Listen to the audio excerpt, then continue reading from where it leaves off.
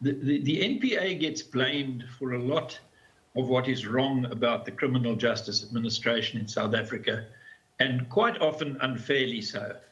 The NPA has been likened to a Volkswagen Beetle that is being entered by our government in a Formula One race against McLarens and Ferraris and Mercedes-Benzes.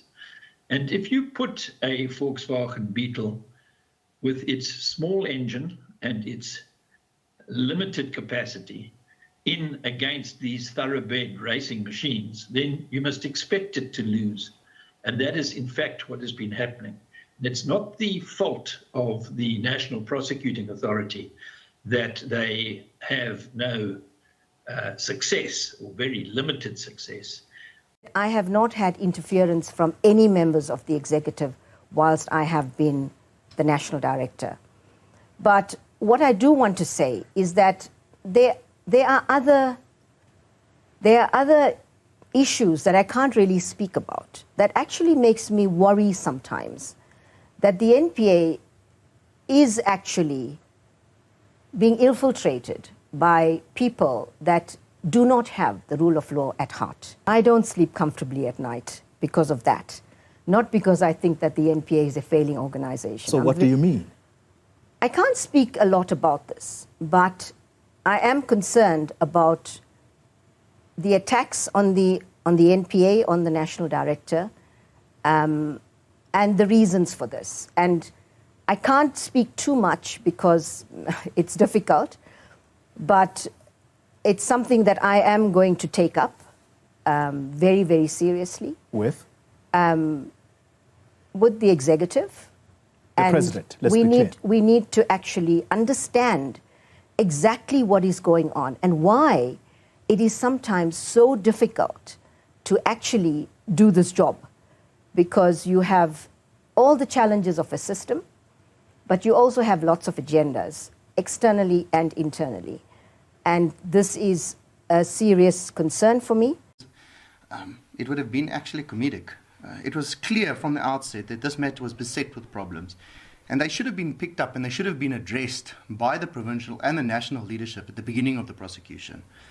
Having heard how the matter was handled, the disastrous acquittal was entirely foreseeable and preventable.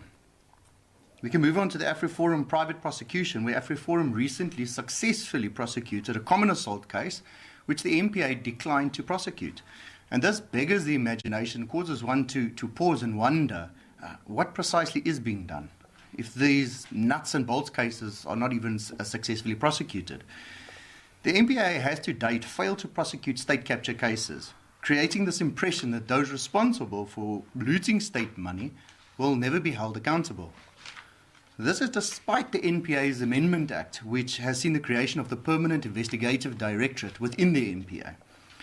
While the Act is a very small step in the right direction to address these issues of the fight against corruption, this piece of legislation merely is a temporary solution to a far greater and more pressing issue that have resulted in this lethargic pace at which those responsible for state capture and organised crimes are being held to account.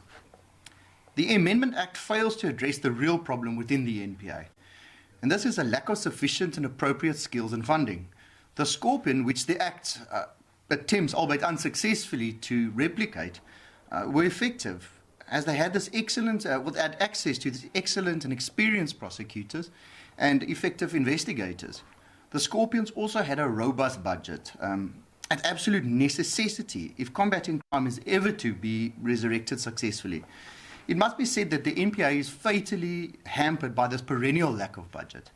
And this is at best an indication of possible that there is a lack or no political will to effectively combat crime.